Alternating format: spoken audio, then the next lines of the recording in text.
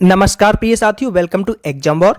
तो जैसा कि आप जानते हैं कि एमपी टेट का जो 25 मार्च को एग्जाम हुआ है, तो उसकी एक फोटो बहुत ही लीक हुई है, बहुत ही वायरल हो रही है और उसी फोटो से एज इट इज वही पेपर स्टूडेंट्स को उस दिन देखने को मिला, यानी कि 25 मार्च को। तो आखिर ये चल क्या रहा है और अगर सच में पेपर लीक हुआ था तो क्या गवर्नमेंट के इस बात पर एक्शन हो सकते हैं, इस बात पर हम चर्चा करेंगे।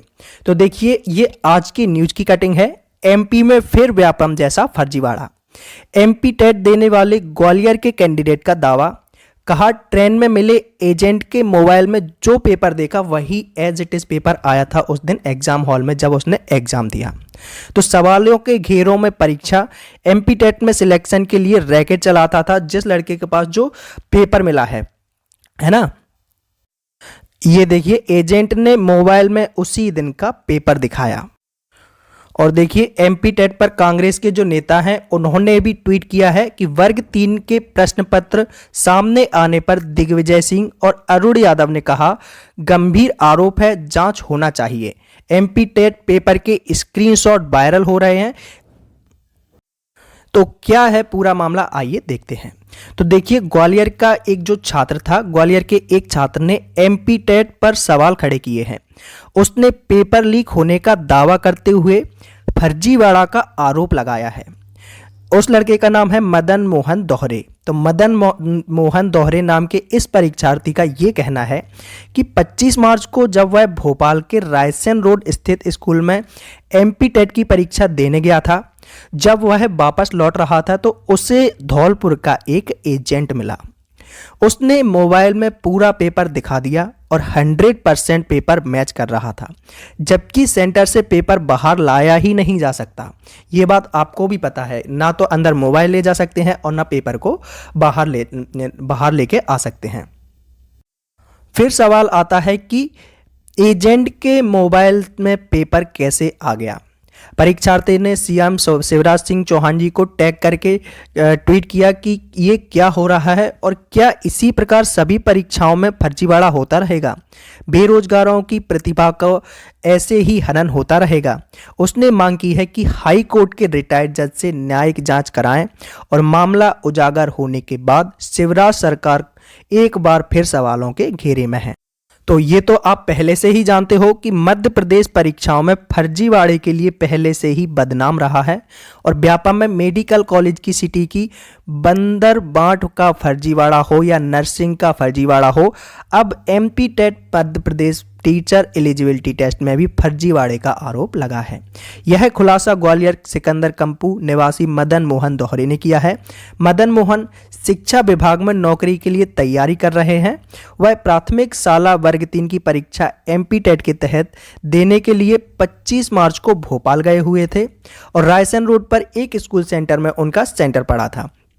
और दोपहर करीब 3 बजे अमृतसर एक्सप्रेस से जब वो ग्वालियर लौट रहे थे, जैसे ही वह ट्रेन में सवार हुए थे, उनकी पास ही सीट पर एक युवक बैठा था।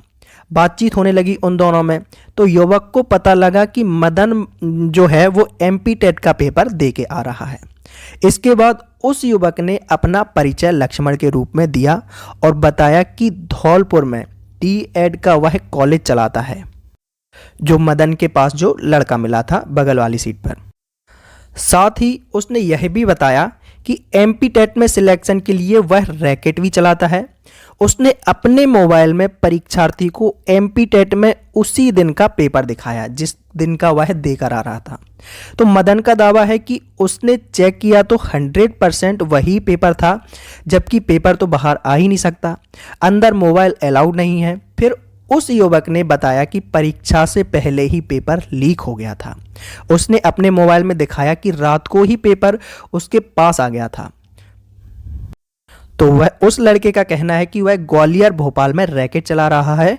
ट्रेन में मिले एजेंट ने परीक्षार्थी मदन मोहन को बताया कि वह ग्वालियर भोपाल में कई कॉलेजों में सब कुछ पहले से सेट होता है, पहले पेपर में पहुंच जाता है। जो कैंडिडेट पैसे दे देते हैं तो उनके पास जो पेपर है ना वो पहले ही पहुंच जाता है।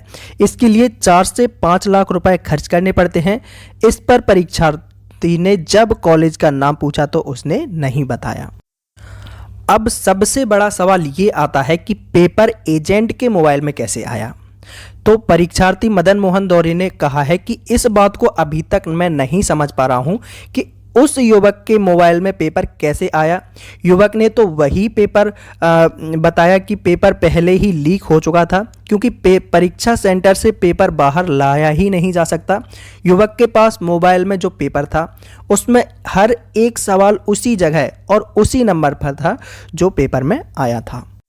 तो सोचिए, जो बच्चे दिन रात मेहनत करके पढ़ रहे हैं उनके साथ कितना बड़ा धोखा हो रहा है, कितना बड़ा अन्याय हो रहा है।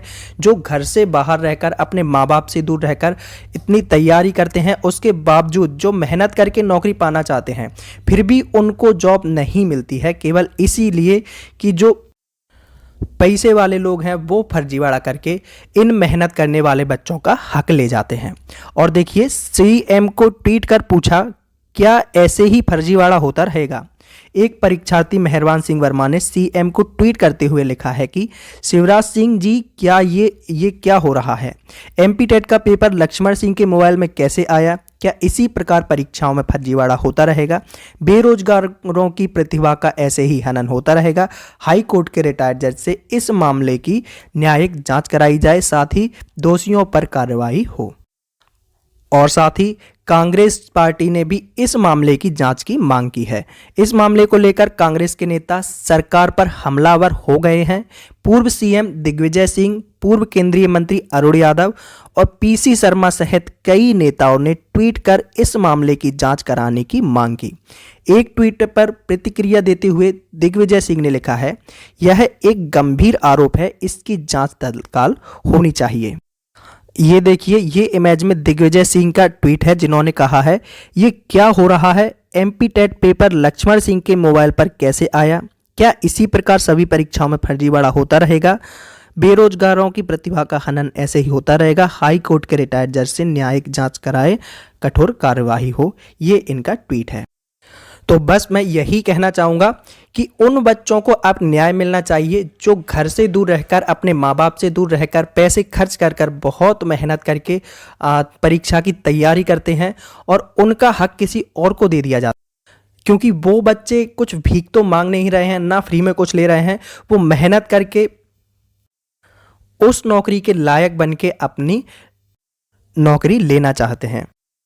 तो बस अब आपको निराश नहीं होना है। हम सब मिलकर इस बात का प्रोटेस्ट करेंगे और जितने भी बच्चे यहाँ पर मेहनत में लगे हुए और अब ये फर्जीवाड़े का खुलासा हुआ ही है,